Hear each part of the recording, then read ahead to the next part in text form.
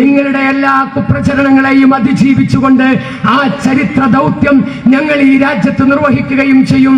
പാലക്കാട് ഞങ്ങൾ കോൺഗ്രസിന്റെ സ്ഥാനാർത്ഥിക്ക് വോട്ട് ചെയ്തു എങ്കിൽ നേമത്ത് ഞങ്ങള് മന്ത്രി ശിവൻകുട്ടിയെ വിജയിപ്പിക്കുവാൻ വേണ്ടി അരിവാൾ ചുറ്റികക്ക് വോട്ട് ചെയ്തിട്ടുണ്ട്. മഞ്ചേശ്വരത്ത് ഞങ്ങൾ മുസ്ലിം ലീഗിന്റെ കോണിക്ക് വോട്ട് ചെയ്തിട്ടുണ്ട്. മുസ്ലിം ലീഗുമായിട്ട് എന്തെങ്കിലും സമ്പർക്കത്തിൽ ഏർപ്പെടാം, മുസ്ലിം ലീഗുമായിട്ട് എന്തെങ്കിലും സന്ധി സംഭാഷണം നടത്താം, കോൺഗ്രസുമായി ബന്ധപ്പെട്ട് എന്തെങ്കിലും സന്ധി സംഭാഷണം നടത്താം, CPM-ഉമായിട്ട് അടുത്ത തെരഞ്ഞെടുപ്പിൽ ധാരണയാക്കി കളയാമെന്നൊന്നും കരുതിയല്ല ഞങ്ങൾ അത്തരം നിലപാടുകൾ സ്വീകരിച്ചത്. അത് പ്രഖ്യാപിത അജണ്ടയാണ്. അത് ഞങ്ങളുടെ കൃത്യവും സുവ്യക്തവുമായ നിലപാടാണ്. RSS-ഉമായി സന്ധിയില്ല. RSS നോമിനികളെ വിജയിപ്പിക്കുവാൻ പരാജയപ്പെടുത്തുന്നതിന് വേണ്ടി ഞങ്ങൾ ഏതറ്റവും വരെ പോകും. RSS നോമിനികളെ വിജയിപ്പിക്കാൻ ശ്രമിക്കുന്നവരെക്കെതിരെ ഞങ്ങൾ സമരസജ്ജരാകും. അത് ഞങ്ങളുടെ ജീനാണ്. അതുകൊണ്ട് സോഷ്യൽ ഡെമോക്രാറ്റിക് പാർട്ടി ഓഫ് ഇന്ത്യയുടെ വോട്ടിനെ കുറിച്ചും അതിന്റെ പ്രവർത്തകരുടെ രാഷ്ട്രീയത്തെ കുറിച്ചും ഒന്നും നിങ്ങൾ ആരും ആശങ്കപ്പെടേണ്ടതില്ല. പിന്നെ ചിലരും ചോദിക്കുന്ന കാര്യം, നിങ്ങൾ ഷാഫിക്ക് വോട്ട് ചെയ്തിട്ട്, ഷാഫി പറമ്പലിന് വോട്ട് ചെയ്തിട്ട് ഷാഫി തള്ളിപ്പറഞ്ഞില്ലേ, രാഹുൽ തള്ളിപ്പറഞ്ഞില്ലേ? ഞങ്ങളാണ് രാഹുലിനെ വിജയിപ്പിച്ചത്, ഷാഫിനെ വിജയിപ്പിച്ചത് എന്നൊന്നും ഞങ്ങൾ പറഞ്ഞിട്ടില്ല. അതൊരു നിലപാടിന്റെ ഭാഗമാണ്. ആ നിലപാട് ഒരു ഷാഫി അല്ലെങ്കിൽ ഏതെങ്കിലും ഒരു നേതാവ്, ഒരു രാഹുൽ മാങ്കൂട്ടം പുറത്ത് കയറി കൂവിയാൽ ഒലിച്ചു പോകുന്ന നിലപാടല്ല. നിങ്ങൾ കൃത്യമായി ഞങ്ങളെ മനസ്സിലാക്കിയ ആളുകളാണല്ലോ. ഞങ്ങളുടെ നിലപാട് സ്റ്റേജിലും സദസ്സിലുമുള്ള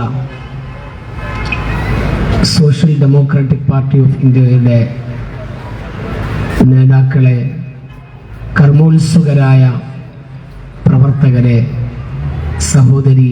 സഹോദരന്മാരെ, ഇവിടെ സൂചിപ്പിച്ചതുപോലെ നമ്മുടെ രാജ്യം അതീവ ഗുരുതരമായ പ്രതിസന്ധികളിലൂടെയാണ് കടന്നു പോകുന്നത്. നരേന്ദ്രമോദിയുടെ കിരാത വാഴ്ച ഒരു ദശകം പിന്നിടുമ്പോൾ വംശവെറിയും മതവൈരവും സൃഷ്ടിക്കുന്ന ഓരോ അജണ്ടകൾ ഘട്ടം ഘട്ടമായി പുറത്തെടുത്തുകൊണ്ടിരിക്കുകയാണ്. ഏറ്റവും ഒടുവിൽ രാജ്യം വഖഫ് ഭേദഗതി ബില്ലിനെ കുറിച്ചാണ് ഇപ്പോൾ ചർച്ച ചെയ്തുകൊണ്ടിരിക്കുന്നത്. ന്യൂനപക്ഷ വിരുദ്ധ നിലപാടുകളാണ് രാജ്യത്തിന്റെ രാഷ്ട്രീയ ഉള്ളടക്കമെന്ന് BJP നേതാക്കന്മാരുടെയും കേന്ദ്രമന്ത്രിമാരുടെയും നിരന്തരമായ പ്രസ്താവനകൾ വിളംബരപ്പെടുത്തിക്കൊണ്ടിരിക്കുകയാണ്. വഖഫ് ഭേദഗതി നിയമം രാജ്യത്ത് നടപ്പിലാക്കുവാൻ വേണ്ടിയുള്ള പുറപ്പാടിലാണ് രാജ്യം ഭരിക്കുന്ന ഗവൺമെന്റ്.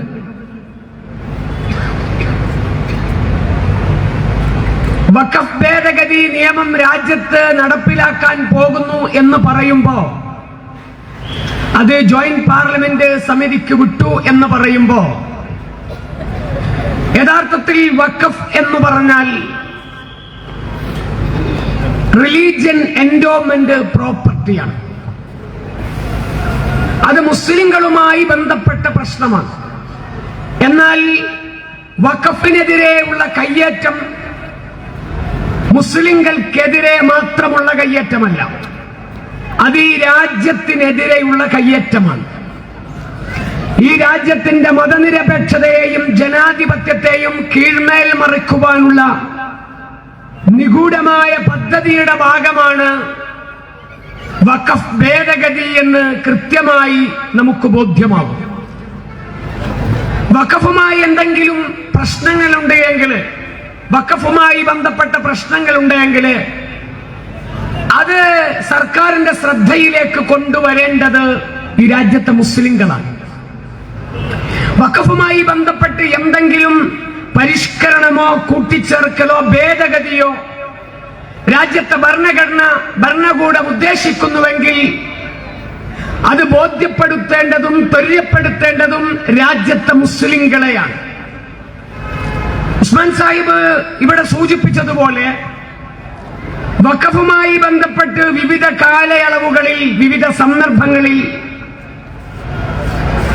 വിവിധ തരത്തിലുള്ള ഭേദഗതികളും പരിഷ്കരണങ്ങളും കൂട്ടിച്ചേർക്കലുകളും ഒക്കെ ഉണ്ടായിട്ടുണ്ട്.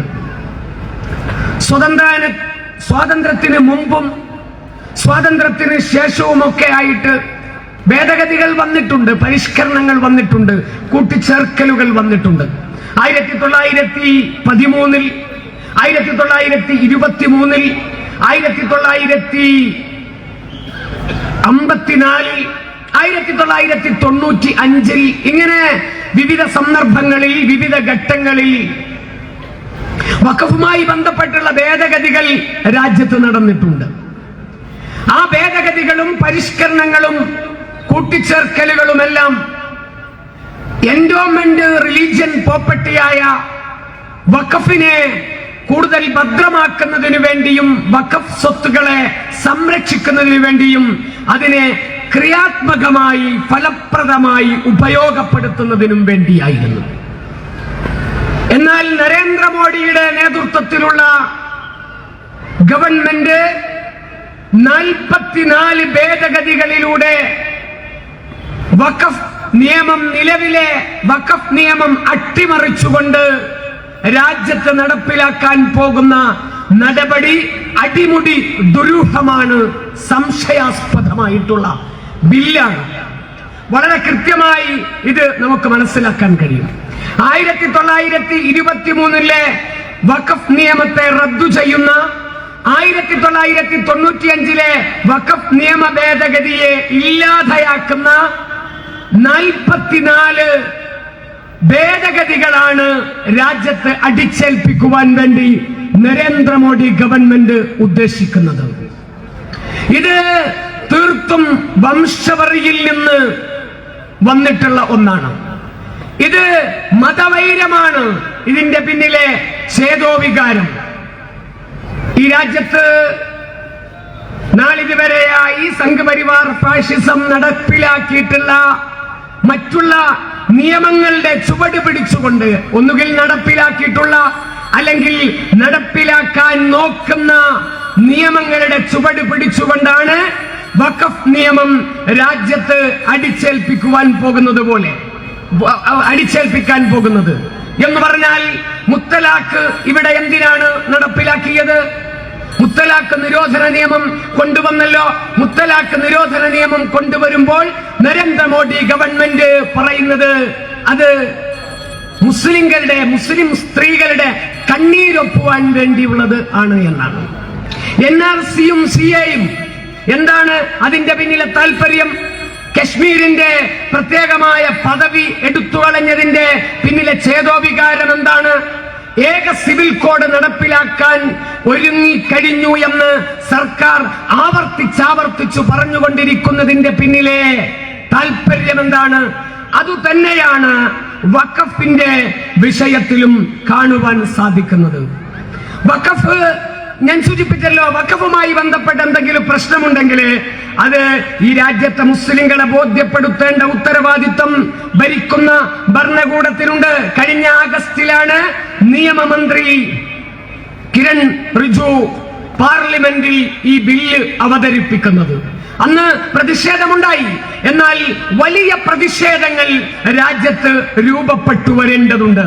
ഇതിന് ആകർഷണീയമായ, മനോഹരമായ പേരൊക്കെ ഈ ഗവൺമെന്റ് കൊടുത്തിട്ടുണ്ട്.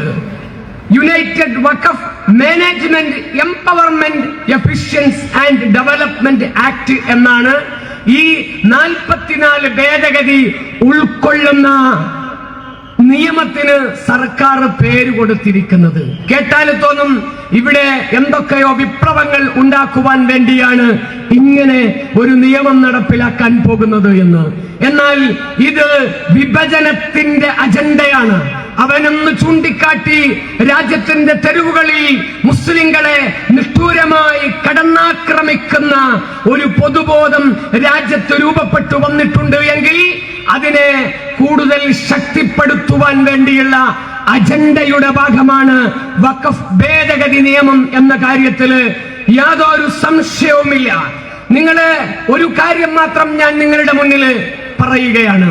ഇപ്പോ കഴിഞ്ഞ ഏതാനും ആഴ്ചകൾക്ക് മുമ്പാണ് രാജ്യത്ത് BJP ഭരിക്കുന്ന സംസ്ഥാനങ്ങളിൽ നടപ്പിലാക്കിക്കൊണ്ടിരിക്കുന്ന ബുൾഡോസർ രാജിനെതിരെ സുപ്രീം കോടതി നിർണായകമായ ഒരു വിധി പുറപ്പെടുവിപ്പിച്ചിരിക്കുന്നത്. ബുൾഡോസർ രാജ് എന്ന് പറഞ്ഞാൽ എന്താണ്? രാജ്യത്തെ മുസ്ലിങ്ങളുടെ വീടുകൾ അവർ ക്രിമിനൽ കേസുകളിൽ പ്രതികളാണെന്ന് ആരോപിച്ചുകൊണ്ട്, അനധികൃതമായി കെട്ടിപ്പൊക്കിയ വീടുകളാണെന്ന് ആരോപിച്ചുകൊണ്ട് രാജ്യത്ത് 2022-23 കാലയളവിൽ മാത്രം തകർത്തു തരിപ്പണമാക്കിയത്, ബുൾഡോസർ വെച്ച് ഇല്ലാതെയാക്കിയത് 1,53,820 വീടുകളാണ്. അഥവാ 5 ലക്ഷത്തിലധികം കുടുംബങ്ങൾ ഇതിന്റെ ഭാഗമായിട്ട് വഴിയാധാരമായി ഇന്ത്യ മഹാരാജ്യത്ത്. ബുൾഡോസർ രാജുമായി ബന്ധപ്പെട്ട വാർത്തകളൊക്കെ നമ്മൾ കേട്ടിട്ടുണ്ട്, നമ്മൾ വായിച്ചിട്ടുണ്ട്. ബുൾഡോസർ ബാബ എന്നാണ് യോഗി ആദിത്യനാഥ് വിശേഷിപ്പിക്കപ്പെടുന്നത്. തീവ്ര ഹിന്ദുത്വവാദികളുടെ ആവേശത്തിന്റെ അതിരില്ലാത്ത ആവേശമായി ഈ യോഗി ആദിത്യനാഥ് മാറിയിട്ടുണ്ടെങ്കിൽ അതിന്റെ പിന്നിലെ താല്പര്യം മറ്റൊന്നുമല്ല, അദ്ദേഹം ഈ രാജ്യത്തെ മുസ്ലിങ്ങളോട് ക്രൂരമായി പെരുമാറുന്നു എന്നതുകൊണ്ട് മാത്രമാണ്. ഇങ്ങനെ ഓരോ അജണ്ടകൾ ഓരോന്നോരോന്ന് നടപ്പിലാക്കി ഇന്ത്യയിലെ മുസ്ലിങ്ങളെ RSS, സംഘപരിവാർ ഫാഷിസവും അവർക്ക് കുയലൂതുന്ന ഗവൺമെന്റുകളും എങ്ങനെയാണ് നേരിടുന്നത് എന്നതിന്റെ ഏറ്റവും ഭീകരമായ ഉദാഹരണമാണ് ഇന്ത്യയിൽ അരങ്ങ് തകർത്തുകൊണ്ടിരിക്കുന്ന ബുൾഡോസർ രാജ്. വീടുകൾ തകർക്കുകയാണ്, യാതൊരു നടപടിക്രമവും പാലിക്കാതെ. ഇവിടെ നിയമമുണ്ട്, ഇവിടെ സംവിധാനമുണ്ട്. ആ സംവിധാനങ്ങളെയെല്ലാം നോക്കുകുത്തിയാക്കിക്കൊണ്ട്, എല്ലാ നിയമങ്ങൾക്കും പുല്ലുവില കൽപ്പിച്ചുകൊണ്ട് വീടുകൾ തകർത്തു തരിപ്പണമാക്കിക്കൊണ്ടിരിക്കുന്നു. ലോകത്തെവിടെയെങ്കിലും സ്വന്തം പൗരന്മാരുടെ വീടുകൾ തകർക്കുന്ന ഭരണാധികാരികളെ നമുക്ക് കാണാനാവുമോ? എന്നാൽ 2022-2023 കാലയളവിൽ ഇന്ത്യയിൽ തകർത്തുകളഞ്ഞത് മോഡി ഗവൺമെന്റിന്റെ കീഴിൽ കേന്ദ്ര ഭരണകൂടവും സംസ്ഥാന ഭരണകൂടങ്ങളും പ്രാദേശിക ഭരണകൂടങ്ങളുമെല്ലാം തകർത്തുകളഞ്ഞത് 1,53,820 വീടുകൾ. മുസ്ലിം കമ്മ്യൂണിറ്റിയെ ഭയപ്പെടുത്തുന്നതിന് വേണ്ടിയുള്ള, അവരെ വേരോടെ പിഴുതെറിയുന്നതിന് വേണ്ടിയുള്ള ഏറ്റവും നിഷ്ഠൂരമായ ആക്രമണ പദ്ധതിയായിരുന്നു ബുൾഡോസർ രാജ്. കോടതി ഇടപെട്ടു, അത്തരത്തിലുള്ള നീക്കങ്ങൾ പാടില്ല എന്ന് പറഞ്ഞു. എന്നാൽ പരമോന്നത നീതിപീഠത്തിന്റെ ശ്രദ്ധയിലേക്ക് ബുൾഡോസർ രാജ് വരുമ്പോഴേക്ക് ലക്ഷക്കണക്കിന് വീടുകൾ ഇവിടെ തകർക്കപ്പെട്ടു. ഇങ്ങനെ ഒളിയും മറയുമില്ലാതെ രാജ്യത്തെ മുസ്ലിങ്ങളെ നിഷ്ഠൂരമായി ആക്രമിക്കുവാനുള്ള പദ്ധതികളും പരിപാടികളുമായിട്ട് കേന്ദ്ര ഗവൺമെന്റ് മുന്നോട്ടു പോകുമ്പോ വഖഫ് സംവിധാനം എന്ന് പറയുന്നത് സംരക്ഷിക്കേണ്ട ബാധ്യത നമുക്ക് ഓരോരുത്തർക്കുമുണ്ട്. വഖഫ് എന്നാൽ അല്ലാഹുവിന്റെ പ്രീതി കാംക്ഷിച്ചുകൊണ്ട്, സർവശക്തനായ ദൈവത്തിന്റെ പ്രീതി കാംക്ഷിച്ചുകൊണ്ട് ഒരാൾ സംഭാവന ചെയ്യുന്നതാണ്. വഖഫ് അതിന്റെ ഗുണഭോക്താക്കൾ രാജ്യത്തെ മുസ്ലിങ്ങൾ മാത്രമല്ല, എല്ലാ വിഭാഗം ആളുകളും അതിന്റെ ഗുണഭോക്താക്കളാണ്, അതിന്റെ പ്രയോജനം പറ്റുന്നവരാണ്. ആ വഖഫ് സംവിധാനത്തെയാണ് ഇന്ന് വളരെ മോശമായി ചിത്രീകരിക്കുവാനുള്ള ശ്രമങ്ങൾ നടന്നുകൊണ്ടിരിക്കുന്നത്. ഇവിടെ നാളിതുവരെയായി വഖഫുമായി ബന്ധപ്പെട്ട പരിഷ്കരണങ്ങളോട്, അതുമായി ബന്ധപ്പെട്ട ഭേദഗതികളോട് പുറം തിരിഞ്ഞു നിൽക്കാത്ത രാജ്യത്തെ മുസ്ലിങ്ങൾ എന്തുകൊണ്ട് പുറം തിരിഞ്ഞു നിൽക്കുന്നു എന്ന് ചോദിച്ചാൽ, വഖഫ് ബോർഡ് എന്ന സംവിധാനത്തെ, വഖഫ് ട്രൈബ്യൂണൽ എന്ന സംവിധാനത്തെ എല്ലാം നിർവീര്യമാക്കി അതിന്റെ അധികാരങ്ങളെല്ലാം എടുത്തു കളഞ്ഞുകൊണ്ട് കളക്ടർമാർക്ക് രാജ്യത്തെ അതാത് ജില്ലാ കളക്ടർമാർക്ക് രാജ്യത്തെ വഖഫ് സ്വത്തുക്കളിൽ കൈകാര്യം ചെയ്യാൻ, അത് വെരിഫിക്കേഷൻ നടത്താൻ, അത് സർവേ നടത്തുവാനുള്ള സാഹചര്യമാണ് രാജ്യത്ത് ഈ നിയമം ഒരുക്കുവാൻ പോകുന്നത്. എന്ന് പറഞ്ഞാൽ ഈ നിയമം രാജ്യത്ത് നടപ്പിലാക്കിയാൽ പിന്നെ വഖഫ് ബോർഡിന് പ്രത്യേകിച്ച് ഒരു അധികാരവും ഉണ്ടാവില്ല, ട്രിബ്യൂണലിന് അധികാരമുണ്ടാവുകയില്ല. ഇത് മുസ്ലിങ്ങളുടെ മാത്രം സവിശേഷതയല്ലല്ലോ, ഭരണഘടനാദത്തമായ അവകാശമാണ്. ഈ രാജ്യത്തെ ഹിന്ദുക്കൾക്ക് ദേവസ്വം ബോർഡ് സംവിധാനമുണ്ട്, ക്രിസ്ത്യാനികൾക്ക് അവരുടെ മതപരമായ പ്രോപ്പർട്ടികൾ സംരക്ഷിക്കുവാനുള്ള സംവിധാനമുണ്ട്. ആ സംവിധാനം തന്നെയാണ് ഈ രാജ്യത്തെ മുസ്ലിങ്ങൾക്കുമുള്ളത്. എന്നാൽ ദേവസ്വം ബോർഡുമായി ബന്ധപ്പെട്ട് ക്രിസ്ത്യാനികൾ കൈവശം വെച്ചിരിക്കുന്ന അവരുടെ മതപരമായ സ്വത്തുമായി ബന്ധപ്പെട്ട് ഏതെങ്കിലും തരത്തിലുള്ള വർത്തമാനങ്ങളോ ഏതെങ്കിലും തരത്തിലുള്ള ചർച്ചകളോ ഇവിടെ ഇല്ല. അതുണ്ടാകണം എന്ന അർത്ഥത്തിലല്ല ഈ പറയുന്നത്. മറിച്ച് അവർക്കെല്ലാം, ഈ നാട്ടിലെ എല്ലാ ജനവിഭാഗങ്ങൾക്കും അവർക്ക് ഓരോരുത്തർക്കും ഇഷ്ടമുള്ള വിശ്വാസത്തെ പിന്തുടരാനും അതിനനുസൃതമായിട്ട് സ്ഥാപനങ്ങൾ മുന്നോട്ട് കൊണ്ടുപോകുവാനുമെല്ലാമുള്ള സംവിധാനം ഈ രാജ്യത്തെ എല്ലാ ജനവിഭാഗത്തിനുമുണ്ട്. എന്നാൽ മുസ്ലിങ്ങൾക്ക് അത് നിഷേധിക്കണമെന്നാണ് പറയുന്നത്. നിങ്ങളൊന്ന് നോക്കൂ, ഇവിടെ ദേവസ്വം ബോർഡില് അതിന്റെ സംവിധാനത്തിൽ, അതിന്റെ കൈകാര്യത്തിൽ, അതിന്റെ നടത്തിപ്പില് മുസ്ലിങ്ങളെ കുടിയിരുത്തണമെന്ന് പറഞ്ഞാൽ അത് എന്തുമാത്രം അനീതിയാണ്. വഖഫുമായി ബന്ധപ്പെട്ട അതിന്റെ സംവിധാനങ്ങളിൽ മുസ്ലിങ്ങളാണ് നാളിതുവരെ ആയിട്ടത് കൈകാര്യം ചെയ്തു പോന്നിട്ടുള്ളത്.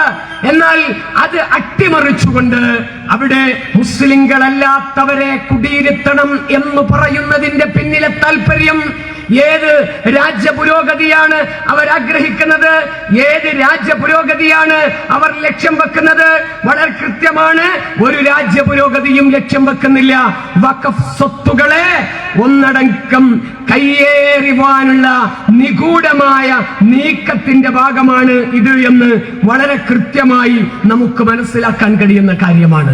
ഇത് കളക്ടറുടെ, ഇതിന്റെ ഈ വഖഫ് സ്വത്തുക്കൾ കൈകാര്യം ചെയ്യുവാനുള്ള, അതിന്റെ അന്തിമ തീർപ്പ് കൽപ്പിക്കുവാനുള്ള അവകാശം കളക്ടർമാർക്ക് പതിച്ചു നൽകിയാൽ അതുണ്ടാക്കാൻ പോകുന്ന പ്രത്യാഘാതം എത്ര വലിയ പ്രത്യാഘാതമായിരിക്കും.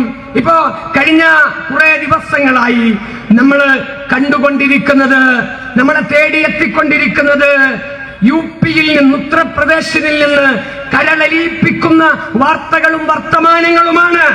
മസ്ജിദുകൾക്കുമേലുള്ള അന്യായ അവകാശങ്ങളെ സർവേക്ക് വിടുക എന്ന തീർപ്പിലേക്ക് കീഴ്ക്കോടതി നീങ്ങുന്നതിന്റെ ആദ്യ പരീക്ഷണമാണ് സമ്പലിൽ സംഭവിച്ചിരിക്കുന്നത് എന്ന് പറഞ്ഞാൽ ഇവിടെ ഒരു നിയമമുണ്ട്. ആ നിയമത്തെ എല്ലാം മറികടന്നുകൊണ്ട് കീഴ്ക്കോടതിയെ സമീപിക്കുന്നു. ഇന്ന ക്ഷേത്രം, ഇന്ന പള്ളി, അത് ഞങ്ങളുടെ പൂർവികർ ആരാധിച്ച പള്ളിയായിരുന്നു, ആ പള്ളി സർവേ നടത്താൻ അനുമതി വേണമെന്ന് പറഞ്ഞുകൊണ്ട് രാജ്യത്തെ ഏതെങ്കിലും ഒരു കീഴ്ക്കോടതിയെ ഒരാൾ സമീപിച്ചാൽ അത് അംഗീകരിച്ചു കൊടുക്കുന്ന ഒരു സാഹചര്യമാണ് കീഴ്ക്കോടതിയിൽ നിന്ന് ഉണ്ടാകുന്നത്. അതിന്റെ ഒടുവിലത്തെ ഉദാഹരണമല്ലേ ഉത്തർപ്രദേശിലെ സംബൽ ജില്ലയിലെ ചൗന്തസി നഗരത്തിലെ ഷാഹ് മസ്ജിദ്. ഇപ്പോ സംഘപരിവാർ പറയുന്നത് 1529 ബാബർ മുഗൾ ചക്രവർത്തിയായിരുന്ന കാലത്ത് ഹരിഹര ക്ഷേത്രം പൊളിച്ച് അവിടെ മസ്ജിദ് പണിയുകയായിരുന്നു, അതാണ് ഷാഹ് മസ്ജിദ് എന്നാണ് പറയുന്നത്. കീഴ്ക്കോടതിയെ സമീപിക്കുന്നു. കീഴ്ക്കോടതി സർവേ നടത്തുവാനുള്ള അനുമതി കൊടുത്തു. അവിടെ സംഘർഷമുണ്ടായി. അവിടെ 6 ചെറുപ്പക്കാർ നിഷ്ഠൂരമായി കൊല ചെയ്യപ്പെട്ടു. ഞാൻ വളരെ വ്യക്തമായി പറയുന്നു, ആ 6 ചെറുപ്പക്കാർ ഇന്ത്യയിലെ സംഘപരിവാർ ഫാഷിസത്തിനും അതോടൊപ്പം തന്നെ ഇന്ത്യയുടെ തെരുവുകളിൽ അരങ്ങേറിക്കൊണ്ടിരിക്കുന്ന ന്യൂനപക്ഷ വിരുദ്ധ നടപടികൾക്കെതിരെ മൗനമവലംബിക്കുന്നവർക്കും ശക്തമായ ഒരു സന്ദേശം നൽകുന്നുണ്ട്.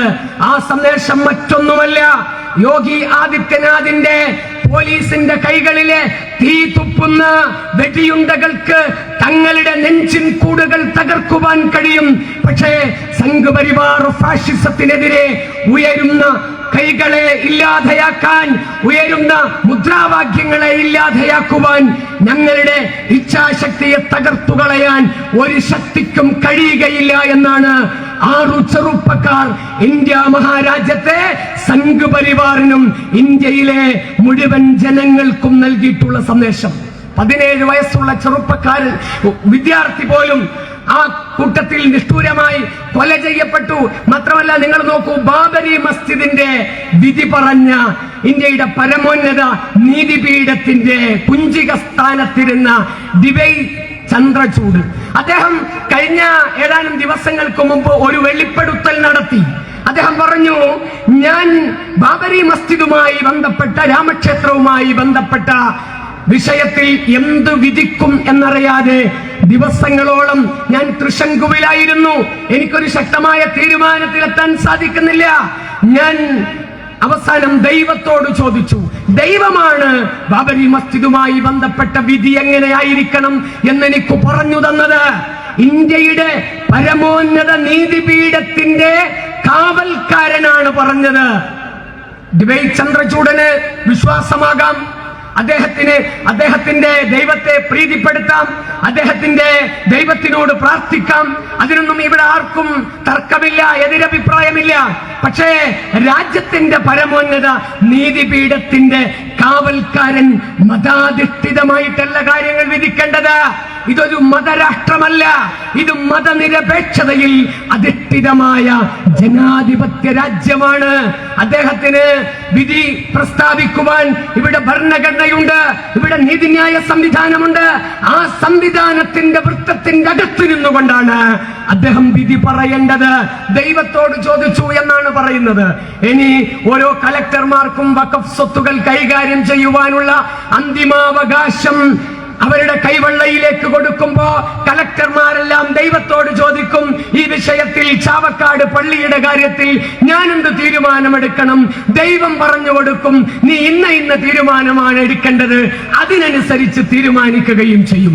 NRCക്കെതിരെ, CAക്കെതിരെ നമ്മുടെ രാജ്യത്തിന്റെ തെരുവുകൾ പ്രക്ഷുബ്ധമായി എങ്കിൽ എന്റെ പ്രിയപ്പെട്ടവർ അറിയുക, NRCയേക്കാൾ CAയേക്കാൾ ഭീകരമായ ഒരു നിയമമാണ് രാജ്യത്ത് ചുട്ടെടുക്കാൻ പോകുന്നത്.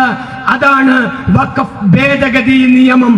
NRCയും CAയും രാജ്യത്തെ മുസ്ലിങ്ങളെ വ്യക്തിപരമായി ബാധിക്കുന്ന പ്രശ്നമായിരുന്നു എങ്കിൽ ഇത് മുസ്ലിങ്ങളെ പൈതൃകപരമായി, പാരമ്പര്യപരമായി, സാംസ്കാരികപരമായി ബാധിക്കുവാൻ പോകുന്ന ഒന്നാണ്.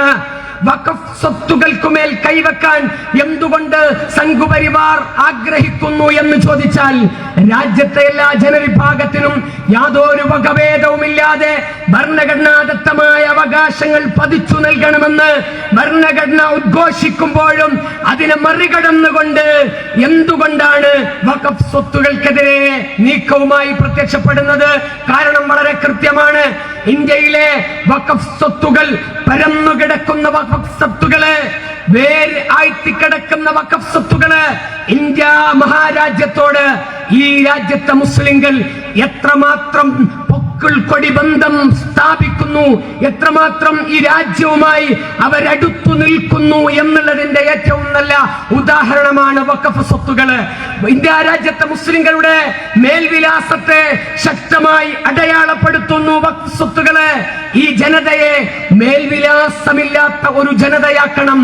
റദ്ദു ചെയ്യുന്നു പൗരത്വം എന്ന് പറഞ്ഞ് ഭീഷണിപ്പെടുത്തുമ്പോ, ഇതാ ഞങ്ങളുടെ പൂർവികരുണ്ടാക്കിയ രാഷ്ട്രമാണിത്, ഞങ്ങൾ രാഷ്ട്ര നിർമ്മാണ പ്രക്രിയയിൽ ഭാഗവാക്കായ ജനതയുടെ പിന്മുറക്കാരാണ് എന്ന് പറയുമ്പോ അതിനെയെല്ലാം അടിച്ചമർത്തിക്കൊണ്ട് നിങ്ങൾക്ക് ഈ നാട്ടിലൊരു അസ്തിത്വവുമില്ല, നിങ്ങൾക്ക് ഈ നാട്ടിലൊരു വ്യക്തിത്വവുമില്ല, നിങ്ങൾക്ക് ഈ നാട്ടിലൊരു മേൽവിലാസവുമില്ല എന്ന് പറയുവാനുള്ള സംഘപരിവാർ ശക്തികളുടെ നീക്കത്തിന്റെ ഭാഗമായിട്ടാണ് വഖഫ് ഭേദഗതി നിയമം ഈ രാജ്യത്ത് നടപ്പിലാക്കുവാൻ പോകുന്നത്.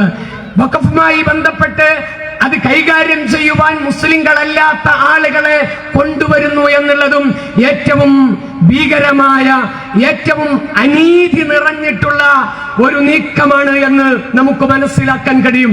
ഇതിന്റെ ഉദ്ദേശ ലക്ഷ്യം നിങ്ങൾ നോക്കൂ. ഈ വഖഫ് ഭേദഗതിയിൽ കൊണ്ടുവരാൻ ഉദ്ദേശിക്കുന്ന ഒരു നിയമമാണ് വഖഫ് സ്വത്ത്. ഒരാൾക്ക് ഇസ്ലാമിലേക്ക് വന്ന ഒരാളിന് വഖഫിലേക്ക് സ്വത്ത് ദാനം ചെയ്യണമെങ്കിൽ, സ്വത്ത് വഖഫ് ചെയ്യണമെങ്കിൽ അയാൾ മുസ്ലിമായിട്ട് 5 വർഷം പ്രാക്ടീസ് ചെയ്താലേ പാടുള്ളൂ എന്നുള്ള നിയമം നിലവിൽ 1995 വഖഫ് ഭേദഗതിയുടെ അടിസ്ഥാനത്തിൽ ഇസ്ലാമിലേക്ക് കടന്നു വരുന്ന ഒരാളിന് വരുന്ന ആ സമയത്ത് തന്നെ വഖഫ് ചെയ്യാൻ പറ്റും. എന്നാൽ പുതിയ നിയമത്തിൽ അതിന് ഓപ്ഷൻ ഇല്ല. എന്താണ് അതിന്റെ താല്പര്യം? അതാണ് ഞാൻ നേരത്തെ സൂചിപ്പിച്ചത്. മുസ്ലിം പെൺകുട്ടികളുടെ കണ്ണീരൊപ്പുന്നതിന് വേണ്ടിയാണ് ഇവിടെ മുത്തലാഖ് നടപ്പിലാക്കിയത് എന്ന വാദം എത്രമേൽ ബാലിശമാണോ അതുപോലെ തന്നെ ബാലിശമാണ് ഇത്. മുസ്ലിങ്ങളുടെ പുരോഗതിക്ക് വേണ്ടിയാണ്. വഖഫ് സ്വത്തുകളെ അതിന്റെ ഏറ്റവും നല്ല രൂപത്തിൽ കൈകാര്യം ചെയ്യുന്നതിന് വേണ്ടിയാണ് ഇങ്ങനെ ഭേദഗതി കൊണ്ടുവരുന്നത് എന്ന RSSന്റെ വാദം, സംഘ് പരിവാറിന്റെ വാദം. പിന്നെ സംഘ് പരിവാർ പറയുന്നത് ഇതില് ഈ വഖഫുമായി ബന്ധപ്പെട്ടുള്ള കാര്യങ്ങളിലെല്ലാം ലിംഗസമത്വം ഉറപ്പുവരുത്തുന്നതിന് വേണ്ടിയാണ് ഇങ്ങനെ കൊണ്ടുവരുന്നത്, ആവശ്യമായ സ്ത്രീ പ്രാതിനിധ്യം കൊണ്ടുവരുന്നതിന് വേണ്ടിയാണ് എന്ന്. യഥാർത്ഥത്തില് നരേന്ദ്രമോദി ഇന്ത്യൻ പ്രധാനമന്ത്രിയാകുന്നതിന് മുമ്പ് തന്നെ വഖഫുമായി ബന്ധപ്പെട്ട് ഇന്ത്യയിലെ വിവിധ സംസ്ഥാനങ്ങളിൽ, പ്രധാന കേന്ദ്രങ്ങളിൽ, പ്രധാനപ്പെട്ട സ്ഥാനങ്ങളിൽ സ്ത്രീകൾ ഇരുന്ന ചരിത്രമുണ്ട്, ഇപ്പോഴും ഇരിക്കുന്നുമുണ്ട്. ചുരുക്കി പറഞ്ഞാൽ ഇതിന്റെ ലക്ഷ്യം വളരെ കൃത്യമാണ്. ഇന്ത്യ രാജ്യത്തെ മുസ്ലിങ്ങളെ മേൽവിലാസമില്ലാത്തവരാക്കുക. വലിയ പ്രക്ഷോഭങ്ങൾ രാജ്യത്ത് ഉയർന്നു വരേണ്ടതുണ്ട്. ആ പ്രക്ഷോഭങ്ങളുടെ മുന്നിൽ social democratic party of India ഉണ്ടാകുമെന്ന കാര്യത്തിൽ യാതൊരു സംശയവുമില്ല. ഭാരിച്ച ഉത്തരവാദിത്തമാണ് നമ്മളുടെ മുന്നിലുള്ളത്. കാരണം ഇവിടെ ഞാൻ നേരത്തെ പറഞ്ഞല്ലോ, സംബൽ ജില്ലയിലെ ഷാഹി മസ്ജിദിന്റെ കാര്യത്തിൽ സുപ്രീം കോടതി ഇന്ന് അടിയന്തിരമായി ഇടപെട്ടിരിക്കുകയാണ്. സർവേ നിർത്തിവെച്ചിരിക്കുകയാണ്. യഥാർത്ഥത്തിൽ 1991 ഇവിടെ നടപ്പിലാക്കിയ ഒരു നിയമമുണ്ട്. ആ നിയമം മസ്ജിദ് എന്ന് പറഞ്ഞാൽ ആരാധനാലയ സ്ഥല സംരക്ഷണ നിയമമാണ്. 1991 ഇന്ത്യൻ പ്രധാനമന്ത്രിയായി റാവു വാണരുളുന്ന കാലത്ത് ആണ് അങ്ങനെ ഒരു നിയമം കൊണ്ടുവന്നത്. എന്താണ് അതിന്റെ താല്പര്യം? യഥാർത്ഥത്തിൽ ഷാഹ് മസ്ജിദ് ആകട്ടെ, അജ്മീർ ദർഗയാകട്ടെ, ഏതെങ്കിലും അർത്ഥത്തിൽ നിലവിൽ ഏതെങ്കിലും ഒരു ആരാധനാലയത്തെക്കുറിച്ച്, ദർഗയെക്കുറിച്ച്, മതസ്ഥാപനത്തെക്കുറിച്ച് യാതൊരു തർക്കവും വരാത്ത വിധത്തിൽ അത് കൈകാര്യം ചെയ്യുവാൻ പാകമായ നിയമം ഈ രാജ്യത്തുണ്ട്. 1991 നടപ്പിലാക്കപ്പെട്ട ഇന്ത്യൻ പാർലമെന്റിൽ പാസാക്കിയ ആരാധനാ സംരക്ഷണ നിയമം അനുശാസിക്കുന്നത് എന്താണ്? 1947 ആഗസ്റ്റ് 15 ഇന്ത്യക്ക് സ്വാതന്ത്ര്യം കിട്ടുമ്പോൾ ഒരാരാധനാലയം ഏതു മതവിഭാഗത്തിന്റെ കൈകളിലായിരുന്നു? അതിന്റെ തൽസ്ഥിതി തുടരണം. അതങ്ങനെ തന്നെയാണ് എന്നതാണ് രാജ്യത്ത് എഴുതപ്പെട്ടിട്ടുള്ള നിയമം. എന്നാൽ ഗ്യാൻവാപി മസ്ജിദുമായി ബന്ധപ്പെട്ട് കുറെ ആളുകൾ വരുന്നു, ഞങ്ങൾക്ക് അവിടെ ആരാധന നടത്തണം, അത് ഞങ്ങളുടെ പൂർവികരുടെ ക്ഷേത്രമാണ് എന്ന് പറഞ്ഞ് രംഗത്ത് വരുന്നു. അതുപോലെ ഷാഹ് മസ്ജിദുമായി ബന്ധപ്പെട്ട് കുറെ ആളുകൾ രംഗത്ത് വരുന്നു, ഇത് ഞങ്ങളുടെ പൂർവികരുടെ ആരാധനാ കേന്ദ്രമായിരുന്നു, കൽക്കിയുടെ ആരാധനാ കേന്ദ്രമായിരുന്നു, ഹരിഹര ക്ഷേത്രമായിരുന്നു എന്നൊക്കെ പറഞ്ഞ് ഓരോ അണ്ടനും അടകോടനും രാജ്യത്തിന്റെ നീതിപീഠത്തെ സമീപിക്കുമ്പോ നീതിപീഠം അതിനനുസൃതമായി നിൽക്കുന്നു എന്നുള്ളതാണ് രാജ്യം നേരിട്ടുകൊണ്ടിരിക്കുന്ന ഏറ്റവും വലിയ ഭീഷണി. എന്നാൽ പ്രതീക്ഷയ്ക്ക് വക നൽകുന്ന ഒരു കാര്യമുണ്ട്. ഇപ്പോ ഏറ്റവും ഒടുവിൽ ഷാഹ് മസ്ജിദുമായി ബന്ധപ്പെട്ട് അടിയന്തര ഇടപെടൽ സുപ്രീം കോടതി നടത്തിയിട്ടുണ്ട്. ഇന്ത്യ മഹാരാജ്യത്തിന്റെ മതനിരപേക്ഷതയുടെ, ജനാധിപത്യത്തിന്റെ ശക്തിയും ഗരിമയുമാണ് അത് വിളിച്ചോതുന്നത്. ചുരുക്കത്തിൽ പ്രിയപ്പെട്ടവരെ, ഐതിഹാസികമായ പോരാട്ടങ്ങൾ രാജ്യത്ത് നടക്കേണ്ടതുണ്ട്. എന്നാൽ മുസ്ലിം കമ്മ്യൂണിറ്റി അഭിമുഖീകരിച്ചു കൊണ്ടിരിക്കുന്ന രാഷ്ട്രീയ പ്രശ്നങ്ങളെ പ്രശ്നവൽക്കരിക്കുന്നതിന് വേണ്ടി മുഖ്യധാര പാർട്ടികൾ, സാമ്പ്രദായിക പാർട്ടികൾ മുന്നോട്ട് വരുന്നില്ല എന്നുള്ളതാണ് നമുക്ക് കാണാൻ കഴിയുന്നത്. മുനമ്പം നാം ഇവിടെ നിന്ന് വിളിച്ചാൽ കേൾക്കുന്ന ദൂരം മാത്രമേ മുനമ്പത്തേക്കുള്ളൂ.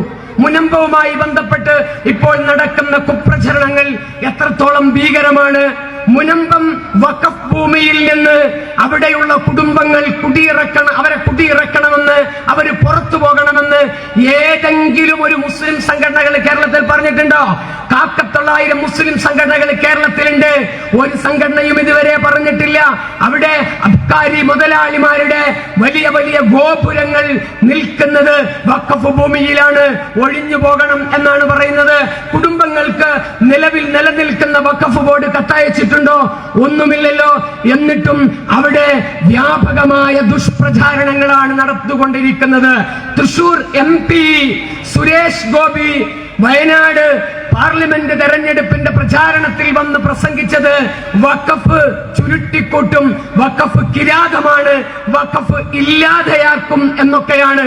പാവം ആ സാധുവിന് വഖഫ് എന്താണ് എന്നതിനെ കുറിച്ച് കൃത്യമായ യാതൊരു ധാരണയുമില്ല. മാത്രമല്ല, അയാളെ ഞാൻ ഈ സിനിമയൊന്നും കാണുന്ന ആളല്ല. പണ്ട് അയാളുമായി ബന്ധപ്പെട്ട് പറഞ്ഞു പോരുന്ന ഒരു കാര്യമുണ്ട്. അയാൾ കമ്മീഷണർ സിനിമയിൽ നിന്ന് അല്പം പോലും പുറത്തു കടന്നിട്ടില്ല എന്ന്. അത് യാഥാർത്ഥ്യമാണ് എന്ന് തോന്നിപ്പിക്കുന്ന വിധത്തില് അദ്ദേഹം അവിടെ നിന്നിട്ട് വലിയ പ്രസ്താവന നടത്തുകയാണ്. വഖഫ് കിരാതമാണ്, വഖഫ് പൂട്ടിക്കെട്ടും, വഖഫ് അനുവദിക്കുകയില്ല. സുരേഷ് ഗോപി ഈ തൃശൂരിന്റെ മണ്ണിൽ നിന്ന് അസന്നിഗ്ധമായി ഞാൻ പ്രഖ്യാപിക്കുകയാണ്, തൃശൂർക്കാർക്ക് സംഭവിച്ചിട്ടുള്ള ഒരു കൈപ്പിഴ മാത്രമാണ് താങ്കളുടെ വിജയം. തൃശൂരിൽ നിന്ന് എന്നല്ല, താങ്കൾ എവിടെ നിന്ന് വന്നാലും എവിടെ നിന്ന് ജയിച്ചാലും ഇന്ത്യ മഹാരാജ്യത്തെ വഖഫിൽ കൈവക്കാൻ താങ്കളെ എന്നല്ല, താങ്കളുടെ തലതൊട്ടപ്പന്മാരെയും ഞങ്ങൾ അനുവദിക്കുകയില്ല എന്ന് ശക്തമായി പറയാൻ ഞാൻ ഈ അവസരം ഉപയോഗപ്പെടുത്തുകയാണ്. അദ്ദേഹത്തിന് ഈ രാജ്യത്തെ പോരാട്ട വീര്യത്തെ കുറിച്ച് യാതൊന്നും അറിയില്ല. ഈ രാജ്യം നിർമ്മിക്കുന്നതിൽ നിർണായകമായ പങ്കുവഹിച്ചിട്ടുള്ള ഒരു ജനതയുടെ പിന്മുറക്കാരാണെന്ന് പറയുന്നത് എന്നും അദ്ദേഹത്തിന് ധാരണയില്ല. പിണറായി വിജയന്റെ CPM-ന്റെ സർവ പിന്തുണയോടും കൂടി തൃശൂർ ജയിച്ചു എന്ന് പറഞ്ഞാൽ അതിന്റെ അർത്ഥം ആകാശം കീഴടക്കി എന്നല്ല, അത് ഒരു താൽക്കാലിക പ്രതിഭാസമാണ്. പാലക്കാട് ജയിച്ചു കയറാനുള്ള അവസാനത്തെ തന്ത്രം പ്രയോഗിച്ചിട്ടും അവിടുത്തെ BJP-യുടെ സ്ഥാനാർത്ഥിയെ മൂലക്കിരുത്തിയത്, വീട്ടിൽ കൊണ്ടുപോയിരുത്തിയത് social democratic party of India ആണ് എന്ന് പറഞ്ഞത് ഞങ്ങളല്ല. അത് പറഞ്ഞുകൊണ്ടിരിക്കുന്നത് CPM ആണ്. അത് പറഞ്ഞുകൊണ്ടിരിക്കുന്നത് കേരളത്തിലെ സാമ്പ്രദായിക രാഷ്ട്രീയ പാർട്ടികളാണ്. അതുകൊണ്ട് തന്നെ അത്തരം വീമ്പ് പറച്ചിലൊന്നും ഇവിടെ അനുവദിക്കുകയില്ല. ഭരണഘടനാദത്തമായ അവകാശം ഈ രാജ്യത്തെ എല്ലാ ജനവിഭാഗത്തിനും കിട്ടേണ്ടതുണ്ട്. അത് ഈ രാജ്യത്തെ മുസ്ലിങ്ങൾക്ക് കിട്ടേണ്ടതുണ്ട്, അത് ഈ രാജ്യത്തെ ക്രിസ്ത്യാനികൾക്ക് കിട്ടേണ്ടതുണ്ട്, അത് ഈ രാജ്യത്തെ മതമില്ലാത്ത ആളുകൾക്കും എല്ലാ വിഭാഗത്തിനും കിട്ടേണ്ടതുണ്ട്. ഞാൻ പറഞ്ഞു വന്നത് മറ്റൊന്നുമല്ല, വഖഫ് എന്ന് പറഞ്ഞാൽ എന്താണ് എന്ന് പോലും അറിയാത്ത ആളുകള്, വഖഫ് അത് മുസ്ലിങ്ങൾ പിടിച്ചടക്കിയ സ്വത്താണ്, ഇങ്ങനെ മുസ്ലിങ്ങള് എവിടെയും വഖഫിന്റെ പേര് പറഞ്ഞുകൊണ്ട് വരും, അവർ കൈയടക്കും എന്നൊക്കെ വ്യാജ പ്രചാരണങ്ങൾ നടത്തിക്കൊണ്ട് വലിയ ധ്രുവീകരണമാണ് നമ്മുടെ രാജ്യത്ത് നടന്നുകൊണ്ടിരിക്കുന്നത്. മുനമ്പം യഥാർത്ഥത്തിൽ അതിന്റെ ഏറ്റവും നല്ല ഉദാഹരണമാണ്. കേരളത്തിന് ഒരു പാരമ്പര്യമുണ്ട്, അത് സൗഹാർദ്ദത്തിന്റെ പാരമ്പര്യമാണ്, അത് സ്നേഹത്തിന്റെയും അത് കൊള്ളലിന്റെയും കൊടുക്കലിന്റെയും പാരമ്പര്യമാണ്. അതിന് തുരങ്കം വെക്കുന്ന ആളായി കേരളത്തിലെ ഒരു കേന്ദ്രമന്ത്രി മാറുന്നു എന്ന് പറയുമ്പോ, അതിന് CPM കൊടപിടിക്കുന്നു എന്ന് പറയുമ്പോ അത് ദൗർഭാഗ്യകരമായ കാര്യമാണ് എന്ന് മാത്രമാണ് ഈ അവസരത്തിൽ സൂചിപ്പിക്കുവാനുള്ളത്. അതുകൊണ്ട് പ്രിയപ്പെട്ടവരെ, വലിയ പ്രക്ഷോഭങ്ങൾ രാജ്യത്ത് ഉണ്ടാകേണ്ടതുണ്ട്. അതിന്റെ ഭാഗമായിട്ട് വലിയ സമര പോരാട്ടങ്ങൾ ഈ രാജ്യത്ത് ഉണ്ടാകേണ്ടതുണ്ട്. അതുകൊണ്ട് തന്നെ വഖഫുമായി ബന്ധപ്പെട്ട് social democratic party of India വളരെ കൃത്യമായി ജനങ്ങളോട് കാര്യങ്ങൾ വിശദീകരിക്കുവാൻ തീരുമാനിച്ചിരിക്കുന്നു. അതിന്റെ ഭാഗമാണ് ഈ പൊതുസമ്മേളനം. മദ്രസയുമായി ബന്ധപ്പെട്ട വിവാദങ്ങളെ കുറിച്ച് കൃത്യമായ ധാരണയും ബോധ്യവും നമുക്ക് ഓരോരുത്തർക്കുമുണ്ട്. മദ്രസ അടച്ചുപൂട്ടണമെന്നാണ് പറയുന്നത്. മദ്രസയുടെ കാര്യത്തിലും താൽക്കാലികമായി സുപ്രീം കോടതിയുടെ ഒരിടപെടൽ ഇപ്പോൾ ഉണ്ടായിരിക്കുകയാണ്. മദ്രസ അടച്ചുപൂട്ടണമെന്ന് പറയുന്നവരുടെ ന്യായം എന്താണ് എന്നുള്ളതാണ് നമ്മൾ പരിശോധിക്കേണ്ടത്. ബാലാവകാശ കമ്മീഷൻ വിവിധ സംസ്ഥാനങ്ങൾക്ക് കത്തെഴുതുകയുണ്ടായി. മദ്രസക്ക് കൊടുക്കുന്ന ഗ്രാന്റ് ഇല്ലാതെയാക്കണം. മദ്രസ എത്രയും പെട്ടെന്ന് താമസിക്കാൻ പാടില്ല, എത്രയും പെട്ടെന്ന് അടച്ചുപൂട്ടണമെന്നാണ് ബാലാവകാശ കമ്മീഷൻ പറഞ്ഞത്. ബാലാവകാശ കമ്മീഷൻ മാത്രമല്ല, രാജ്യത്തിന്റെ വിവിധ ഭരണഘടനാ സ്ഥാപനങ്ങളുടെ കുഞ്ചിക സ്ഥാനത്തിരിക്കുന്നവരെല്ലാം യജമാനന്മാരുടെ ആജ്ഞാനുവർത്തികളായി മാറിയിരിക്കുകയാണ്. അദ്ദേഹം സ്ഥാനമൊഴിയുന്നതിന്റെ ഒരാഴ്ച മുമ്പ് മുഖ്യമന്ത്രിമാർക്ക് കത്തെഴുതുന്നു. ആവശ്യം എന്താണ്? മദ്രസക്ക് പൂട്ടിടണം, മദ്രസയിൽ പഠിപ്പിക്കാൻ പാടില്ല. മദ്രസയിൽ പഠിപ്പിക്കാൻ പാടില്ല എന്നുള്ളതിന് അവര് പറയുന്ന ന്യായം എന്താണ്? ഈ ബാലാവകാശ കമ്മീഷൻ പറയുന്ന ന്യായം എന്താണ്? അദ്ദേഹം പറയുന്നത് 6 വയസ്സ് മുതൽ 14 വയസ്സ് വരെയുള്ള കുട്ടികൾക്ക് സാർവത്രിക വിദ്യാഭ്യാസം ഉറപ്പാക്കുന്ന RTE എന്ന നിയമത്തിന്റെ അടിസ്ഥാനത്തിൽ അതിന് വിലങ്ങ് തീർക്കുന്നതാണ്, അതിനെ ഇല്ലാതെയാക്കുന്നതാണ് ഈ മദ്രസ പ്രസ്ഥാനം എന്നാണ് പറയുന്നത്. എന്ന് പറഞ്ഞാൽ മുസ്ലിങ്ങൾ മദ്രസ അടച്ചുപൂട്ടി അവരെ കുട്ടികളെയെല്ലാം കൂട്ടിക്കൊണ്ടുപോകണമെന്ന്. ഞാൻ നിങ്ങളുടെ അറിവിലേക്ക് ഒരു കാര്യം പറയുകയാണ്. മദ്രസ എന്ന് പറഞ്ഞാൽ, ഉത്തരേന്ത്യൻ ഭാഗങ്ങളിലെ മദ്രസകൾ എന്ന് പറഞ്ഞാൽ നമ്മളുടെ നാട്ടിൻ പുറങ്ങളിലെ 3/4 മണിക്കൂറോ 1 മണിക്കൂറോ പ്രവർത്തിക്കുന്ന മദ്രസകളല്ല, മറിച്ച് കണക്കും സയൻസും ഇംഗ്ലീഷും മറ്റ് എല്ലാ വിഷയങ്ങളും പഠിപ്പിക്കുന്ന സ്കൂളിന് സമാനമായ സ്ഥാപനമാണ് മദ്രസ. ആ മദ്രസയിൽ ഈ രാജ്യത്തെ എല്ലാ ജനവിഭാഗങ്ങളിൽ നിന്നുള്ള കുട്ടികൾ പഠിക്കുന്നു, മുമ്പും പഠിച്ചിട്ടുണ്ടായിരുന്നു. അറിയുമോ നിങ്ങൾക്ക്, ഇന്ത്യയുടെ പ്രഥമ രാഷ്ട്രപതി, ഇന്ത്യ രാജ്യത്തിന്റെ പ്രഥമ രാഷ്ട്രപതി ഈ മദ്രസ സംവിധാനത്തിന്റെ സന്തതിയായിരുന്നു, മദ്രസ വിദ്യാഭ്യാസത്തിന്റെ സന്തതിയായിരുന്നു. അങ്ങനെ ഇന്ത്യയിലെ വിവിധ ആളുകൾ പഠിക്കുന്ന കേന്ദ്രങ്ങളാണ് മദ്രസകള്. ഈ രാജ്യത്തെ ആയിരക്കണക്കിന് ഗ്രാമങ്ങളുണ്ട്. ശൗചാലയത്തിനും കുടിവെള്ളത്തിനും ആതുരാലയത്തിനും വിദ്യാലയത്തിനും പ്രവേശനാനുമതി നിഷേധിക്കപ്പെട്ട, മനുഷ്യർ പുഴുക്കളെ പോലെ ജീവിക്കാൻ വിധിക്കപ്പെട്ട ആയിരക്കണക്കിന് ഗ്രാമങ്ങൾ. ആ ഗ്രാമങ്ങളിലെല്ലാം അറിവിന്റെ പൊൻകിരണമായി ജ്വലിച്ചു നിൽക്കുന്നത് മദ്രസകളാണ്.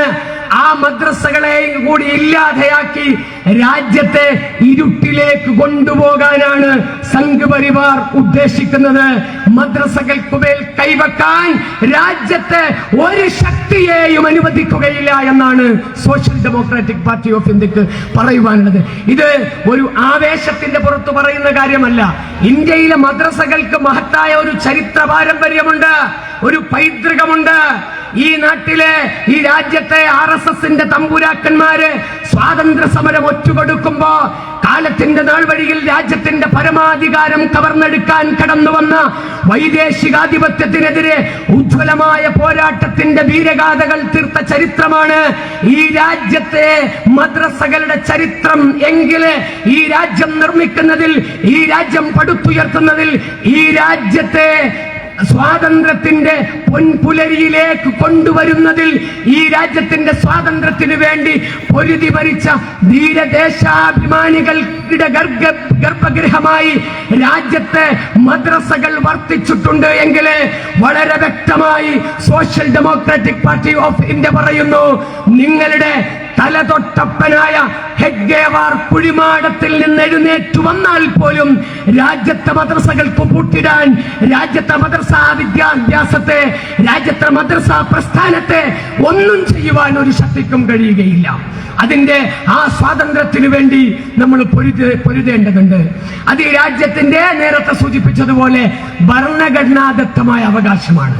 ഈ രാജ്യം നിർമ്മിക്കുന്നതിൽ നിങ്ങൾക്ക് യാതൊരു പങ്കുമില്ല. ഈ രാജ്യത്തെ പടുത്തുയർത്തുന്നതിൽ നിങ്ങൾക്ക് യാതൊരു പങ്കുമില്ല. ഈ രാജ്യത്തിന്റെ സ്വാതന്ത്ര്യ സമരം കൊടുമ്പിരിക്കൊള്ളുമ്പോ നിങ്ങള് ഇവിടെ ഒന്നാമത്തെ ശത്രു മുസ്ലിം, രണ്ടാമത്തെ ശത്രു കമ്മ്യൂണിസ്റ്റ്, മൂന്നാമത്തെ ശത്രു ക്രിസ്ത്യാനികൾ എന്ന് പറഞ്ഞ് ശത്രുക്കളെ പ്രഖ്യാപിച്ചുകൊണ്ട് സ്വന്തം അനുയായികളെ സ്വാതന്ത്ര്യ സമര ഭൂമികയിലെ പോരാട്ടത്തിൽ നിന്ന് പുറകോട്ട് വലിച്ച പാരമ്പര്യമാണ് നിങ്ങളുടെ പാരമ്പര്യം. ഞങ്ങളുടെ പാരമ്പര്യം അങ്ങനെയല്ല. അറബിക്കടലിന്റെ ഓളങ്ങളെയും മലബാറിന്റെ തീരങ്ങളെയും സ്വാതന്ത്ര്യ സമരം മുഖമാക്കി മാറ്റിയ ധീരദേശാഭിമാനികളുടെ പിന്മുറക്കാരാണ് എന്റെ മുന്നിൽ ഇരിക്കുന്ന സഹോദരങ്ങൾ. അവരാണ് ഈ രാജ്യത്തെ മർദ്ദിതരുടെ പ്രതിനിധികൾ. അവരാണ് ഈ രാജ്യത്തെ അടിസ്ഥാന ജനവിഭാഗത്തിന്റെ രാഷ്ട്രീയം പറയുന്നവർ. അതുകൊണ്ട് തന്നെ മദ്രസകൾ ഈ രാജ്യത്ത് നിലനിൽക്കുക തന്നെ ചെയ്യും. സച്ചാർ സമിതി വളരെ കണക്കുകൾ വെച്ച് പറയുകയുണ്ടായി. സച്ചാർ സമിതി പഠനം നടന്നിട്ട് എത്ര വർഷമായി? 20 വർഷമായി. കഴിഞ്ഞ 10 വർഷവും മോഡിയാണ് ഇന്ത്യ ഭരിച്ചത്. മോഡി ഇന്ത്യ ഭരിച്ചിട്ട് മുസ്ലിം ഗല്ലികളിലെ അധസ്ഥിത വിഭാഗങ്ങൾ ജീവിക്കുന്ന പുഴുക്കളെ പോലെ താമസിക്കുന്ന ഏരിയകളിലെ ഒരു ഹൈസ്കൂൾ പോലും കൊണ്ടുവന്നിട്ടില്ല. എന്നിട്ടാണ് അവശേഷിക്കുന്ന വിദ്യാഭ്യാസത്തിന്റെ തുരുത്തും അടച്ചു കളയാൻ ശ്രമിക്കുന്നത്. സച്ചാർ സമിതി പറഞ്ഞല്ലോ, മദ്രസകൾക്ക് അംഗീകാരം കൊടുത്ത് ഗ്രാന്റ് കൊടുത്ത് നിലനിർത്തണമെന്നാണ് പറഞ്ഞത്. ഇത് പറയുമ്പോ സാന്ദർഭികമായ ഒരു കാര്യം സൂചിപ്പിക്കുകയാണ്. കേരളത്തിലെ മദ്രസകള് സർക്കാരിൽ നിന്ന് ഒരു ഗ്രാന്റും കൈപ്പറ്റാതെ സ്വന്തം ചിലവിൽ സമുദായം നടത്തുന്ന മദ്രസകളാണ്. അതിനെല്ലാം തെറ്റിദ്ധരിപ്പിക്കാൻ ശ്രമിച്ചുകൊണ്ടിരിക്കുന്നു. കഴിഞ്ഞ പഞ്ചായത്ത് തെരഞ്ഞെടുപ്പിന്റെ സന്ദർഭത്തിൽ, കഴിഞ്ഞ നിയമസഭാ തെരഞ്ഞെടുപ്പിന്റെ വേളയിൽ വ്യാപകമായ തെറ്റിദ്ധാരണ കേരളത്തിൽ ഉണ്ടാക്കാൻ സംഘപരിവാർ ശക്തികൾ, ക്രിസംഗികൾ ശ്രമിച്ചു. PC ജോർജ് ഒരു പ്രസ്താവന നടത്തി. എന്തായിരുന്നു അയാളുടെ പ്രസ്താവന? ഓരോ മദ്രസ അധ്യാപകനും സർക്കാർ 25,000 രൂപ ശമ്പളം കൊടുക്കുന്നുണ്ട്. കുറെ സാധുക്കള് അത് വിശ്വസിച്ചു. മദ്രസക്കെതിരെയുള്ള RSSന്റെ കുരക്കൽ ആരംഭിച്ചിട്ട് ഒരുപാട് കാലമായി. ഇപ്പോ സുപ്രീം കോടതി ഇടപെട്ടിട്ടുണ്ടല്ലോ.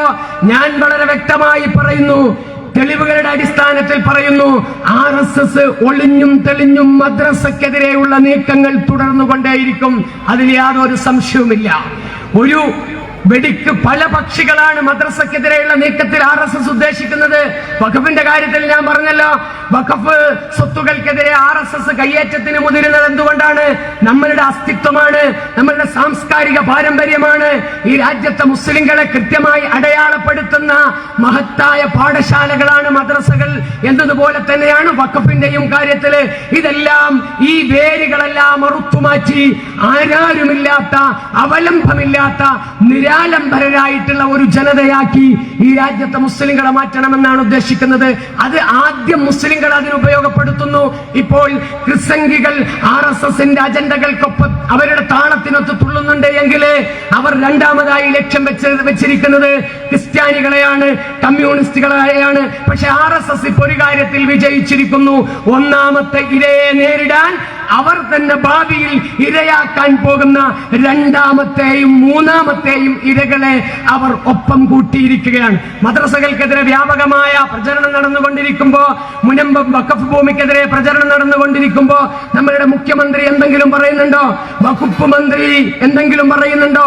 അവരെല്ലാം മൗനം അവലംബിച്ചുകൊണ്ടിരിക്കുകയാണ്. CPM ഇപ്പോൾ നടത്തിക്കൊണ്ടിരിക്കുന്നത് വളരെ ക്രൂരമായ ഒരു രാഷ്ട്രീയ പ്രവർത്തനമാണ്. എന്ന് പറഞ്ഞാൽ RSSന്റെ താല്പര്യത്തിനനുസൃതമായി കേരളത്തെ കൊണ്ടുപോകുവാനുള്ള സർവാവസരങ്ങളും ഒരുക്കി കൊടുത്തുകൊണ്ടിരിക്കുകയാണ് CPM. ഞാൻ ആ ഭാഗത്തേക്ക് ദീർഘമായി കടക്കുന്നില്ല. ഏക സിവിൽ കോഡ് രാജ്യത്ത് നടപ്പിലാക്കാൻ പോകുന്നു. ഏക സിവിൽ കോഡിന്റെ ദുഷ്ടലാക്ക് നിങ്ങൾ പരിശോധിച്ചിട്ടുണ്ടോ? ഏക സിവിൽ കോഡിനെ പറ്റിയുള്ള പരാമർശം രാജ്യത്തിന്റെ ഭരണഘടനയുടെ 44-ാം അനുച്ഛേദത്തിലാണ് വരുന്നത്. 38 മുതൽ 50 വരെയുള്ള ഭരണഘടനാ അനുച്ഛേദനങ്ങൾ എന്താണ് പറയുന്നത്?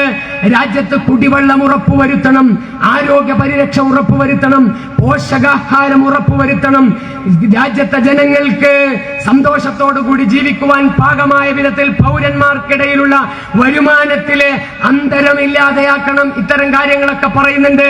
എന്നാൽ അതിനെക്കുറിച്ചൊന്നും ഉരിയാടാതെ 44 മാത്രം എടുത്തിട്ട് ഈ രാജ്യത്തെ ഏക സിവിൽ കോഡ് നടപ്പിലാക്കണമെന്നാണ് ഭരണകൂടം പറഞ്ഞുകൊണ്ടിരിക്കുന്നത്. ഇത് ജനാധിപത്യ രാജ്യമാണ്, ബഹുസ്വരയിൽ അധിഷ്ഠിതമായ രാജ്യമാണ്. അതുകൊണ്ട് പ്രിയപ്പെട്ടവരെ, മദ്രസ ഇവിടെ നിലനിൽക്കണം, വഖഫ് സ്വത്തുകൾ ഇവിടെ നിലനിൽക്കണം. കോടതി ഇതില് താൽക്കാലികമായി കോടതി റദ്ദ് ചെയ്തുകൊണ്ട് കോടതി ചോദിച്ച നിശ്ചിതമായ ചില ചോദ്യങ്ങളുണ്ട്. മദ്രസയെ കുറിച്ച് ആരോപണങ്ങൾ ഉന്നയിച്ചപ്പോ ഇന്ത്യ മഹാരാജ്യത്തെ ബാലാവകാശ കമ്മീഷൻ അധ്യക്ഷൻ കൊണ്ടുവന്ന വാദഗതികളെ അതിന്റെ മുനയൊടിച്ചുകൊണ്ട് കോടതി ചോദിച്ചു, ഇവിടെ മറ്റു മതവിഭാഗങ്ങള് മതവിദ്യാലയങ്ങൾ നടത്തുന്നില്ലേ? മറ്റു മതവിദ്യാലയങ്ങള് മതസ്ഥാപനങ്ങൾ നടത്തുന്നില്ലേ? മതസ്ഥാപനങ്ങൾ നടത്തുന്നില്ലേ? അതിനെക്കുറിച്ചൊന്നും എന്തേ ഒന്നും പറയാത്തത്?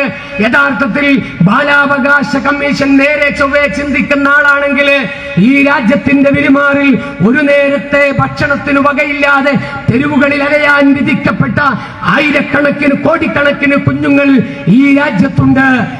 ഫാക്ടറികളിൽ എല്ലുമുറിയെ പണിയെടുക്കാൻ വിധിക്കപ്പെട്ട, അപകടകരമായ ഖനികളിൽ ജോലി ചെയ്യാൻ വിധിക്കപ്പെട്ട, ബാലവേലകൾ ചെയ്യാൻ വിധിക്കപ്പെട്ട അടിമകളെ പോലെ ഒരു നേരത്തെ ചുട്ടടക്കാൻ ഗതിയില്ലാതെ പണിയെടുക്കാൻ വിധിക്കപ്പെട്ട കോടിക്കണക്കിന് കുഞ്ഞുങ്ങൾ ഈ രാജ്യത്തിന്റെ തെരുവുകളിൽ ചോദ്യചിഹ്നമായി നിലനിൽക്കുമ്പോ, കോടിക്കണക്കിന് അമ്മമാര് ഒരു നേരത്തെ വെള്ളത്തിന് വകയില്ലാതെ അവർ ടാപ്പുകൾക്ക് മുന്നിൽ മൺകുടം വെച്ച് മണിക്കൂറുകളോളം കാത്തുകെട്ടിക്കിടക്കുമ്പോ, രാജ്യത്തിന്റെ മുഖച്ഛായ അനുദിനം ദുരന്തപൂർണമായി കൊണ്ടിരിക്കുമ്പോ, രാജ്യത്തെ ജനങ്ങളിൽ നിന്ന് വലിയൊരു വിഭാഗം ദാരിദ്ര്യത്തിന്റെ ഭാരം പേറി നടന്നുകൊണ്ടിരിക്കുമ്പോ, രാജ്യത്തിന്റെ നിർമ്മാണത്തെക്കുറിച്ച്, രാജ്യത്തിന്റെ ക്ഷേമത്തെക്കുറിച്ചൊന്നും പറയാതെ വർഗീയത മാത്രം പറഞ്ഞുകൊണ്ട്, തെരഞ്ഞെടുപ്പിനെ നേരിടുന്ന വർഗീയത മാത്രം പറഞ്ഞുകൊണ്ട് ഈ രാജ്യത്തെ ജനങ്ങൾക്കിടയിൽ അനൈക്യം സൃഷ്ടിക്കാൻ ശ്രമിക്കുന്ന ഒരു ഭരണകൂടമാണ് രാജ്യം ഭരിച്ചുകൊണ്ടിരിക്കുന്നത്.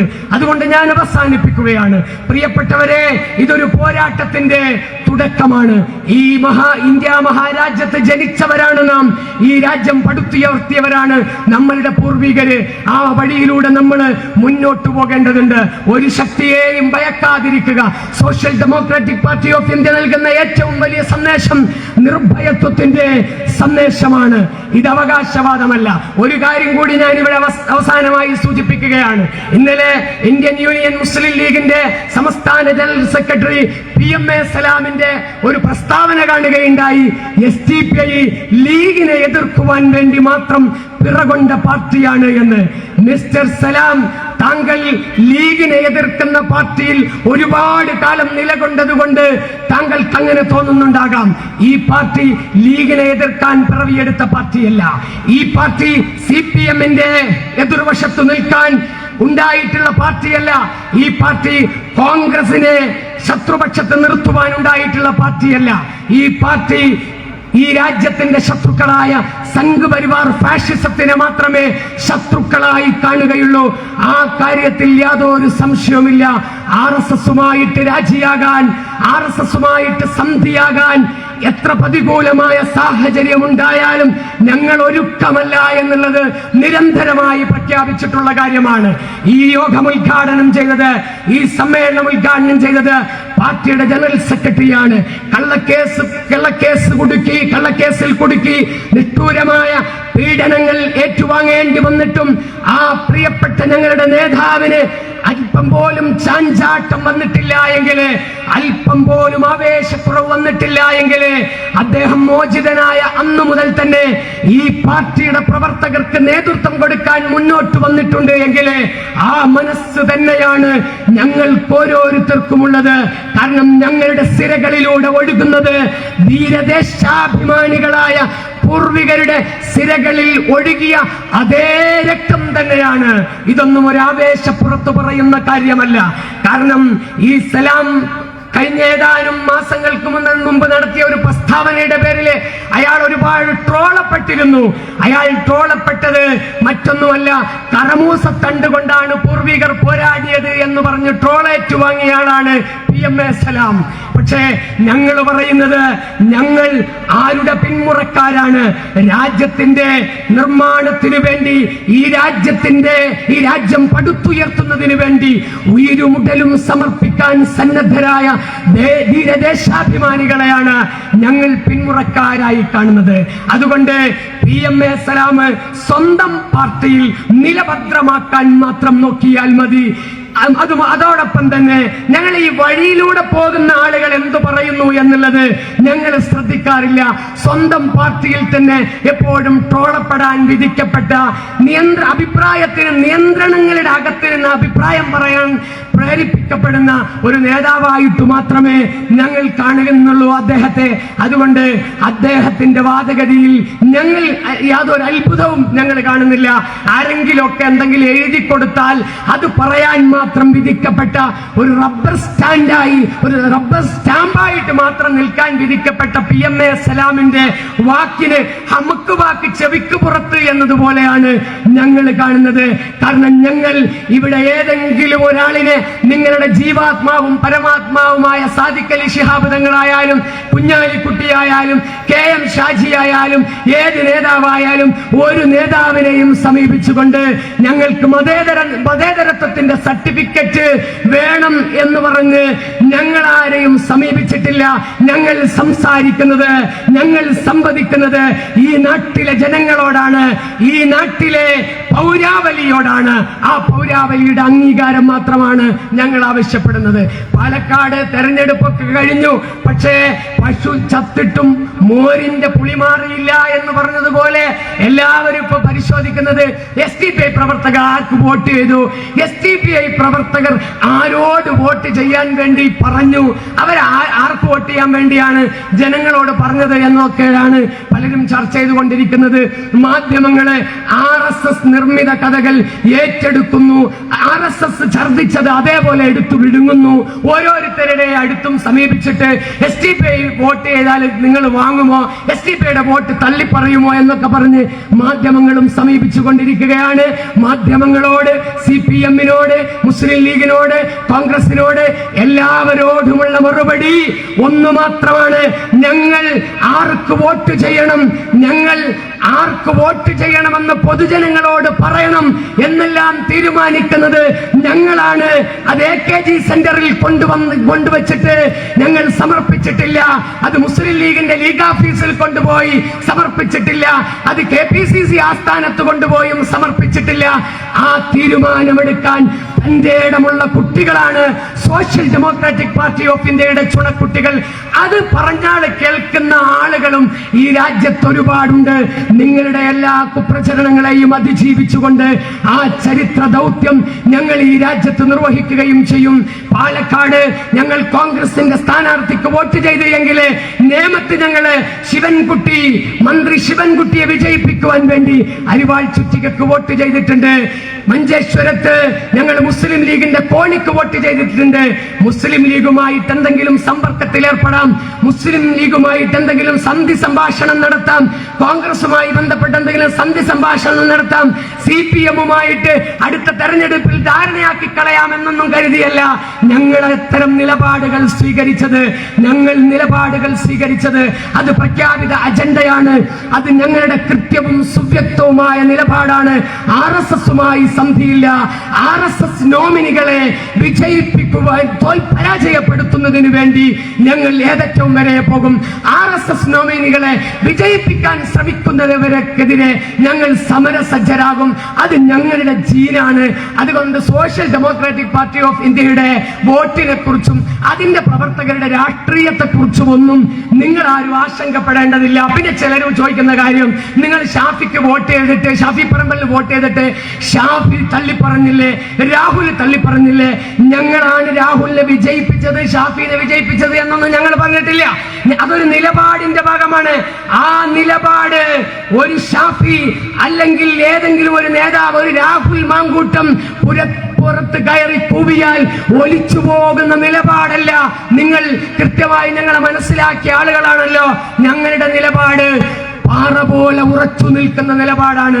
എല്ലാ പ്രതിസന്ധികളെയും അതിജീവിച്ചുകൊണ്ട് social democratic party of India 15 വർഷക്കാലം കൊണ്ട് ഈ നാടിനെന്ത് സംഭാവന ചെയ്തു എന്ന് ചോദിച്ചാൽ ആരെയും കൂസാതെ അല്പം പോലും മുട്ടുവിറക്കാതെ എല്ലാ ജനങ്ങൾക്ക് മുന്നിലും ഇവിടുത്തെ എല്ലാ തമ്പുരാക്കന്മാർക്ക് മുന്നിലും വളരെ വ്യക്തമായി ഞങ്ങൾക്ക് പറയാൻ കഴിയും, ആർത്തലച്ചു വരുന്ന സംഘപരിവാർ ഫാഷിസത്തിനു മുന്നിൽ പാറ പോലെ ഉറച്ചു നിൽക്കുന്ന ഒരു ഉരുക്കു സമൂഹത്തെ ഈ നാടിന് സംഭാവന ചെയ്തു എന്നുള്ളതാണ് social democratic party of India നടത്തിയിട്ടുള്ള സംഭാവന. അത് നിങ്ങൾ കണ്ടതാണ്. കഴിഞ്ഞ ദിവസങ്ങളിൽ യുപിയിൽ നിഷ്ഠൂരമായി ചെറുപ്പക്കാർ കൊല ചെയ്യപ്പെട്ടപ്പോ ഇവിടെ NRC നടപ്പിലാക്കൂല, ഇവിടെ ഞങ്ങളാണ് ഭരിക്കുന്നത് എന്നൊക്കെ ന്യൂനപക്ഷ പ്രേമം പെരുമ്പറ മുഴക്കുന്ന DYFI-കാരന്റെ പതാക നമ്മളെവിടെയും കണ്ടില്ല. മുസ്ലിം സമുദായത്തിന്റെ മൊത്തം കുത്തക അവകാശപ്പെടുന്ന ലീഗുകാരന്റെ പതാക കണ്ടില്ല. മതനിരപേക്ഷതയുടെ കാവൽക്കാരാണ് ഞങ്ങളെന്ന് അവകാശപ്പെടുന്ന ഇന്ത്യൻ നാഷണൽ കോൺഗ്രസിന്റെ പതാക കണ്ടില്ല. എന്നാൽ രാജ്യത്തിന്റെ തെരുവുകളിൽ അന്ന് നിങ്ങൾ കണ്ട ഒരു പതാകയേ ഉള്ളൂ. ആ പതാക രക്തഹരിത നക്ഷത്രാങ്കിത പതാകയാണ്. അതുകൊണ്ട് പ്രിയപ്പെട്ടവരെ, പുതിയ പോരാട്ടത്തിന്റെ സമരത്തിന്റെ കാഹളം മുഴങ്ങിക്കഴിഞ്ഞു. ഈ രാജ്യത്തെ നമുക്ക് വീണ്ടെടുക്കേണ്ടതുണ്ട്. ഇതാരും ഔദാര്യം തന്നതല്ല, ഇത് ഓശാരം തന്നതല്ല, ഇത് പൊരുതി നേടിയ മണ്ണാണ്. ഈ മണ്ണിന്റെ സ്വാതന്ത്ര്യത്തിനു വേണ്ടി, ഇവിടെ പൗരാവകാശം പൂർത്തീകരിക്കുന്നതിന് വേണ്ടി, മതനിരപേക്ഷതയ്ക്കു വേണ്ടി, ജനാധിപത്യത്തിനു വേണ്ടി, രാജ്യത്തിന്റെ ക്ഷേമത്തിനു വേണ്ടി സർവ്വതും സമർപ്പിക്കുവാൻ പ്രതിജ്ഞയെടുത്തവരാണ് നാം. ആ ചരിത്ര ദൗത്യം നാം നിർവഹിക്കുക തന്നെ ചെയ്യും.